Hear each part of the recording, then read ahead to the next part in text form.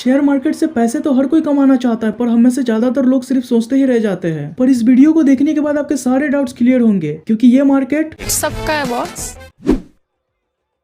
Share market एक सब्जी मंडी है। अगर मंडी में माल की सप्लाई ज्यादा है तो सब्जी सस्ती मिलेगी और सस्ता सामान हर कोई खरीद सकता है। इसका उल्टा, अगर इस बार फसल बर्बाद हो गया हो तो सप्लाई कम होगी, पर सब्जी खरीदने वाले व्यक्ति तो अभी भी उतने ही है। सब्जी कमा है, व्यक्ति थोड़ी ना। माल कम, खरीदार ज्यादा, तो उस माल का दाम तो बढ़ेगा ही। ये सब कुछ डिमांड एंड सप्लाई पर चलता है। पर इस मंडी में सब्जी नहीं, सब्जी बेचने वाले कंपनी के स्टॉक्स मिलेंगे। हम जब भी स्टॉक मार्केट में किसी कंपनी के शेयर को देखते हैं, उसका प्राइस बहुत तेजी से बदलता रहता है। कभी लाल निशान, कभी हरा निशान, इतनी तेजी से प्राइस ऊपर नीचे होते रहता है। ये सब डिमांड एंड सप्लाई के कारण ही होता है। जब किसी कंपनी के शेयर को खरीदने वाले लोग ज्यादा हो और उसके कम शेयर बिक्री के लिए उपलब्ध हो तो शेयर का भाव बढ़ जाता है। पर यह अकेला कारण नहीं होता किसी शेयर के भाव बढ़ने या घटने में। अगर दो देशों के बीच बेहतर कारोबारी संबंध बनने की उम्मीद हो तो इन्वेस्टर्स पैसे लगाते हैं ये सोचकर कि उस देश के इकोनॉमी को बूस्ट मिलने वाला है। अब भारत एक कृषि प्रधान देश है। अगर मौसम विभाग मानसून की अच्छी बारिश का अनुमान लगाता है तो शेयर मार्केट में तेजी आती है। इन्वेस्टर्स ऐसा मानते हैं कि कृषि आधारित उद्योग की तरक्की होगी,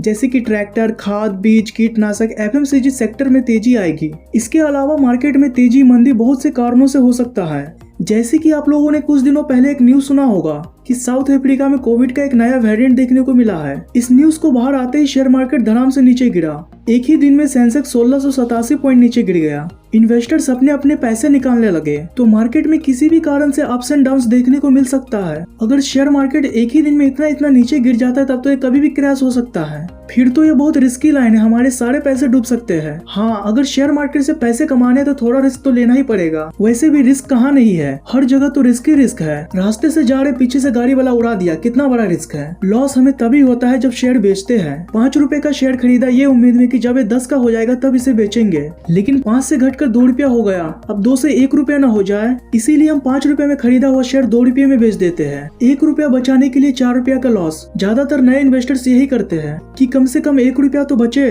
वो 4 रुपया जो आपको लॉस दिख रहा है वो एक्चुअल लॉस नहीं होता, वो सिर्फ स्क्रीन पर दिखता है जब तक आप उसे बेचते नहीं। अगर कंपनी का फंडामेंटल्स स्ट्रांग है, मैनेजमेंट सही है, कंपनी में लगातार ग्रोथ हो रहा है, कम से कम डेट है, तो उसका प्राइस 10 क्या 20 रुपया भी हो सकता है। पर जल्दबाजी में हम अपना नुकसान कर बैठते हैं। अब अगर बात करें कि शेयर मार्केट क्रैश कैसे होता है, अगर पिछले 5 से 10 दिनों में लगभग सभी शेयर्स और इंडेक्स में भारी गिरावट हो रही है तो ये शेयर मार्केट क्रैश का सिग्नल हो सकता है। ऐसे में पूरे मार्केट में मंदी छाया रहता है, लगभग सभी स्टॉक्स लाल निशान में दिखाई देता है। इस स्थिति में इन्वेस्टर्स मार्केट में नया पैसा नहीं लगाते, जिससे गिरावट में और तेजी आ जाता है। पर शेयर मार्केट क्रैश क्यों होता है? तो इसका कोई एक कारण नहीं होता, बल्कि इसके कई कारण हो सकते हैं। 2008 में ग्लोबल रिसेशन के कारण अमेरिका के स्टॉक एक्सचेंज में जबरदस्त गिरावट हुआ, जिसका असर विश्व के सभी बड़े स्टॉक एक्सचेंज पर हुआ था, भारतीय स्टॉक एक्सचेंज पर भी। तो कभी कभी बम कहीं और फूटता है, धमाका कहीं और भी सुनाई देता है। जब मार्केट में जबरदस्त तेजी होता है तो सभी निवेशक और ज्यादा पैसे लगाकर ज्यादा मुनाफा कमाने की कोशिश करते हैं। इस तरह मार्केट लगातार ऊपर की ओर चढ़ता जाता है। लोग अर्निंग को छोड़ सेंटिमेंट्स पर चलना शुरू कर देते हैं। सारे स्टॉक्स को हरे निशान में देख भावनाओं में बह जाते हैं। इससे स्टॉक मार्केट में ओवर वैल्यूएशन के कारण एक बहुत बड़ा बबल बन जाता है। अंत में ये बबल फटकर स्टॉक मार्केट क्रैश का कारण बनता है। इसके अलावा speculation, political risk, economic recession, war, अगर दो देशों के बीच युद्ध की स्थिति बनी हुई है तो इससे भी शेयर मार्केट में एक बड़ी गिरावट देखी जा सकती है। Global economy recession, stock market scams, तो बहुत से कारणों से शेयर मार्केट क्रैश हो सकता है।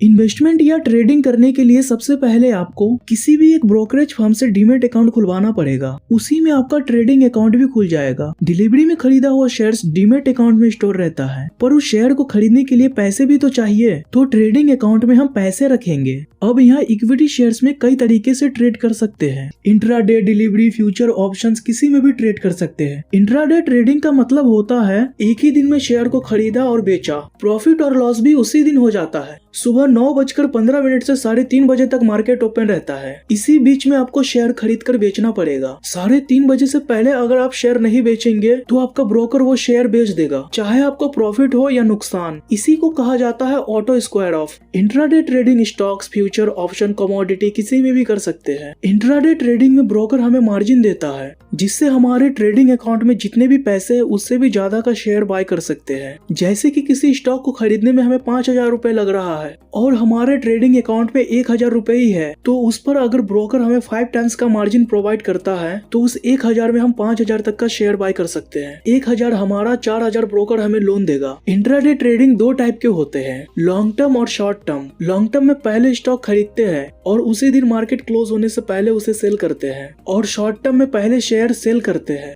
हमारे पास कोई शेयर नहीं है, फिर भी हम शॉर्ट टर्म में शेयर सेल कर सकते हैं और उसी दिन मार्केट क्लोज होने से पहले उस शेयर को बाय करते हैं। शॉर्ट सेलिंग में स्टॉक का प्राइस घटने पर प्रॉफिट होता है। जब स्टॉक का प्राइस घट जाता है तब फिर उसे खरीद लिया जाता है। अगर हमें लगता है कि लॉस हो रहा है, आज इसे नहीं बेचेंगे, तो इंट्राडे को डिलीवरी में कन्वर्ट भी कर सकते हैं, पर जितने रुपए का हमने शेयर बाय किया है उतने रुपए हमारे ट्रेडिंग अकाउंट में होना चाहिए। डिलीवरी में शेयर बाय करने से आपके डीमेट अकाउंट में पड़ा रहता है, उसे जब चाहे तब बेच सकते हैं। फ्यूचर एंड ऑप्शंस, FNO, इसे आप लोगों ने बहुत बार सुना होगा। फ्यूचर्स में कैसे ट्रेडिंग होता है? फ्यूचर ट्रेडिंग एक डेरिवेटिव कॉन्ट्रैक्ट है। डेरिवेटिव क्या होता है वो आगे समझ जाएंगे। ये 3 फिक्स पीरियड के लिए होता है, current month contract, near month contract, far month contract. Futures क्या होता है कि अगर आपको लगता है किसी शेयर का भाव 2 महीने बाद बढ़ेगा, लेकिन उसे खरीदने के लिए अभी आपके पास पैसे नहीं है, तो उसे एक छोटा सा प्रीमियम अमाउंट देकर एक कॉन्ट्रैक्ट किया जा सकता है, तो आपको 2 महीने बाद आज के भाव के हिसाब से वो शेयर मिल जाएगा, चाहे उस वक्त आज के मुकाबले प्राइस ज्यादा हो या कम। और अगर कॉन्ट्रैक्ट बाय करने के बाद आपको लगता है कि 2 महीने बाद उस शेयर का भाव नहीं बढ़ेगा या उस शेयर को नहीं रखना चाहते, तो उस फ्यूचर को भी सेल किया जा सकता है, पर एक्सपायरी डेट से पहले। अब बात करते हैं ऑप्शंस की। फ्यूचर और ऑप्शंस में ज्यादा कुछ डिफरेंस नहीं होता है। फ्यूचर्स में कॉन्ट्रैक्ट बाय करने के बाद उसे कैंसिल नहीं किया जा सकता, पर ऑप्शंस में कॉन्ट्रैक्ट बाय करने से उसे कैंसिल भी किया जा सकता है। यहाँ आपके पास एक ऑप्शन होता है कॉन्ट्रैक्ट कैंसिल करने के लिए, जबकि फ्यूचर्स में ऐसा नहीं होता। ऑप्शंस में कॉन्ट्रैक्ट तो कैंसिल हो जाता है, पर उसका प्रीमियम का पैसा रिटर्न नहीं होता। अब बात करते हैं करेंसीज की। स्टॉक्स के अलावा करेंसी में भी निवेश कर सकते हैं। जिस तरह स्टॉक मार्केट में स्टॉक्स में ट्रेडिंग होता है, उसी तरह फॉरेक्स मार्केट में करेंसी में ट्रेडिंग होता है, जिसमें हम अलग अलग देशों के करेंसी को बाय और सेल करते हैं। इन सभी में एक और मार्केट है जहां से लोग बहुत पैसे कमाते हैं, कमोडिटी मार्केट। कमोडिटी का मतलब होता है बेसिक जरूरत की चीजें। कमोडिटी मार्केट में वायदा कारोबार होता है। इसमें 4 तरह की कमोडिटी ट्रेडिंग होती है, agri, base metal, precious metal और एनर्जी। इसमें हम मसाले, aluminium, copper, nickel, zinc, gold, silver, crude oil, natural gas, इस तरह की चीजें ट्रेड करते हैं। जिस तरह स्टॉक मार्केट के लिए NSE और BSE 2 स्टॉक एक्सचेंजेस है, उसी तरह कमोडिटी मार्केट के लिए भी 6 एक्सचेंजेस है। पर इन सभी चीजों में ट्रेड करने के लिए आपको कहीं जाने की जरूरत नहीं है। एक ही डीमेट अकाउंट से आप इन सभी चीजों में ट्रेड कर सकते हैं। अब जरा समझते हैं डेरिवेटिव कॉन्ट्रैक्ट को, नहीं तो फिर एक कंफ्यूजन रह जाएगा। इसको एक एग्जांपल से समझते हैं। मान लीजिए कि आपके पास बहुत सारे सोने के सिक्के हैं और उसे एक तिजोरी में लॉक करके रखे हैं। अब बताइए, अगर आपसे उस तिजोरी का चाबी कोई मांगेगा तो दीजिएगा? नहीं ना। अगर चाबी दी और सोना लेकर पार हो गया तो उस तिजोरी में रखे सोने के कारण चाबी का वैल्यू बढ़ गया। तो यहाँ सोने का सिक्का है हमारा स्टॉक और चाबी है डेरिवेटिव। डेरिवेटिव का मतलब होता है ऐसा कोई चीज जिसके कारण किसी दूसरी चीज का वैल्यू बनता है। अगर इस नोट से गवर्नर का सिग्नेचर हटा दिया जाए तो इस नोट का कोई वैल्यू नहीं रहेगा। एक सिग्नेचर के कारण इस कागज के टुकड़े का वैल्यू बन जाता है। अब बात करते हैं टैक्स की। स्टॉक मार्केट से हुए इनकम पर टैक्स कितना लगता है? बहुत से लोग तो टैक्स के डर से ही शेयर मार्केट में नहीं घुसते। स्टॉक मार्केट से हुए इनकम पे हमें 2 तरीके से टैक्स लगता है, एक शॉर्ट टर्म और दूसरा लॉन्ग टर्म। अगर खरीदा हुआ डेट से 1 साल के अंदर उस शेयर को बेच दिया तो उसे शॉर्ट टर्म कैपिटल गेन कहते हैं, और अगर लॉस हो गया हो तो उसे शॉर्ट टर्म कैपिटल लॉस कहते हैं। 1 साल के बाद शेयर बेचेंगे तो वो लॉन्ग टर्म हो जाएगा। इसे लॉन्ग टर्म कैपिटल गेन या लॉस माना जाता है। शेयर खरीदा और 1 साल के अंदर बेच दिया तो उस पर 15% का टैक्स लगेगा प्लस 4% सेस, चाहे आप किसी भी टैक्स स्लैब में आते हो। और अगर लॉन्ग टर्म में बेचते हैं यानी कि 1 साल के बाद, तो उस पर 10% का टैक्स लगेगा। अगर 1 लाख से ऊपर की इनकम हुई है तो, जैसे कि अगर 5 लाख रुपए LTCG हुआ है तो सिर्फ 4 लाख पर ही टैक्स लगेगा, क्योंकि पहला 1 लाख पर कोई टैक्स नहीं लगता। और अगर आप किसी भी टैक्स स्लैब में नहीं आते तो कोई भी टैक्स नहीं लगेगा।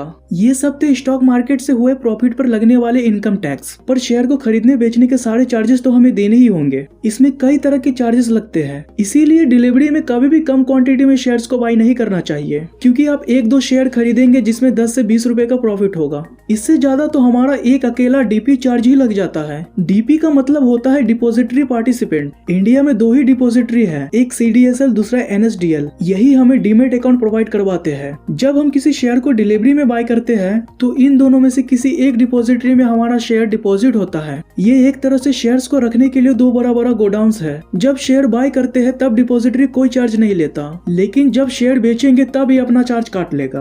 अब किसी भी एक कंपनी का एक शेयर बेचिए, ये 1000 चार्ज उतना ही लगता है। 5 अलग अलग कंपनी का शेयर बेचेंगे तो 5 बार चार्ज लगेगा। इसमें CDSL हमसे 5 रुपए 50 पैसा और NSDL 4 रुपए 50 पैसे का चार्ज लेता है, पर इसमें हमारा ब्रोकर अपना चार्ज भी जोड़ देता है, प्लस उस पे 18% GST भी देना पड़ता है। जैसे कि एंजल वन हमसे 23 रुपया 60 पैसा, अपस्टॉक्स 21 रुपया 83 पैसा और जीरोधा 15 रुपया 93 पैसे का DP चार्ज लेता है। ये इतना पैसा सिर्फ शेयर स्टोरेज का नहीं लेता, ये डिपॉजिटरी आपके शेयर को पूरी तरह से सिक्योरिटी भी देता है। अगर आपका ब्रोकर भाग जाए या बैंकरप्ट हो जाए तो भी आपको कोई नुकसान नहीं होगा, क्योंकि आपका खरीदा हुआ शेयर डिपॉजिटरी में रहता है, ब्रोकर के पास नहीं। आप एक डिमेट से दूसरे डिमेट में सारे शेयर्स ट्रांसफर कर सकते हैं। डिपॉजिटरी हमारे शेयर को पूरी तरह सेफ रखता है, कोई भी हमारा शेयर लेकर भाग नहीं सकता। स्टॉक ब्रोकर सिर्फ हमें स्टॉक खरीदने के लिए प्लेटफॉर्म प्रोवाइड करवाते हैं, कोई भी व्यक्ति डायरेक्ट एक्सचेंज से शेयर बाय नहीं कर सकता, इसीलिए ये काम हमें ब्रोकर के थ्रू करना पड़ता है। अब बात आता है ट्रेडिंग अकाउंट का, जिसमें हम शेयर खरीदने के लिए पैसे रखते हैं। अगर ब्रोकर भाग जाए और उस वक्त आपके ट्रेडिंग अकाउंट में फंड्स पड़े हैं तो ऐसे केसेस के लिए इन्वेस्टर्स प्रोटेक्शन फंड बनाया गया है। फ्रॉड होने के तुरंत बाद क्लेम करने से 15 लाख तक का क्लेम मिल सकता है। 3 साल के अंदर करेंगे तो IPF के ऊपर है कि क्लेम देना है या नहीं। 3 साल के बाद करेंगे तो कुछ नहीं मिलेगा। अब स्टॉक मार्केट में स्टॉक भी कई तरह के होते हैं, कोई स्मॉल कैप तो कोई मिड कैप, कोई लार्ज कैप। ऐसा लगता है कि बनियान का साइज है। इसको भी जरा समझते हैं। जिस कंपनी का मार्केट कैपिटलाइजेशन 2000 करोड़ से कम होता है वो सब स्मॉल कैप कंपनी माना जाता है। 2000 करोड़ से 10,000 करोड़ तक के कंपनी को मिड कैप, और जिस कंपनी का 10,000 करोड़ से ज्यादा का मार्केट कैप होता है उसे लार्ज कैप स्टॉक कहा जाता है। वर्ल्ड रैंकिंग के हिसाब से देखें तो जिस कंपनी का मार्केट कैप 10 अरब डॉलर से ज्यादा का है उसे लार्ज कैप स्टॉक माना जाता है। पर स्टॉक को पिक कैसे करें? तो किसी भी कंपनी में निवेश करने से पहले उस कंपनी को समझना बहुत जरूरी है। कंपनी किस तरह के बिजनेस में इन्वॉल्व है, ग्रोथ कैसा हो रहा है, मैनेजमेंट कैसा है, कंपनी पे डेट कितना है, कहीं उस पे कोई कोर्ट केसेस तो नहीं चल रहा, कंपनी फाइनेंशियली कितना स्ट्रॉन्ग है। ये सब रिसर्च करने के बाद ही किसी स्टॉक को पिक कीजिए। रिसर्च करने में लोग बहुत कोड़ियापनी करते हैं, बाद में किसी भी कंपनी में पैसा लगाते हैं और नुकसान कर लेते हैं, फिर सबको कहते फिरते हैं कि शेयर मार्केट जुआ है। बिना रिसर्च के अच्छा स्टॉक पिक करना भी जुआ ही है। अगर इतना सब नहीं कर सकते तो म्यूचुअल फंड्स में निवेश कीजिए। म्यूचुअल फंड्स में एक्सपर्ट अपने हिसाब से आपके पैसे को शेयर मार्केट में लगाते हैं, पर इसमें रिटर्न एक सीमित परसेंटेज में मिलता है, लेकिन थोड़ा रिस्क यहाँ भी होता है। इसके अलावा चाहे तो SIP भी कर सकते हैं। SIP का मतलब होता है सिस्टमैटिक इन्वेस्टमेंट प्लान। इसमें नियमित रूप से हर महीने थोड़ा थोड़ा करके म्यूचुअल फंड्स में निवेश किया जाता है, और अगर एक ही बार में सारे पैसों का एक या एक से ज्यादा म्यूचुअल फंड्स खरीद लेंगे तो उसे लमसम कहा जाता है। SIP चाहे तो आप स्टॉक्स में भी कर सकते हैं। शुरुआती दिनों में उतना ही निवेश कीजिए कि पैसे डूब भी जाए तो कोई खास फर्क ना पड़े। जोश में आकर सारे पैसे मत लगा देना।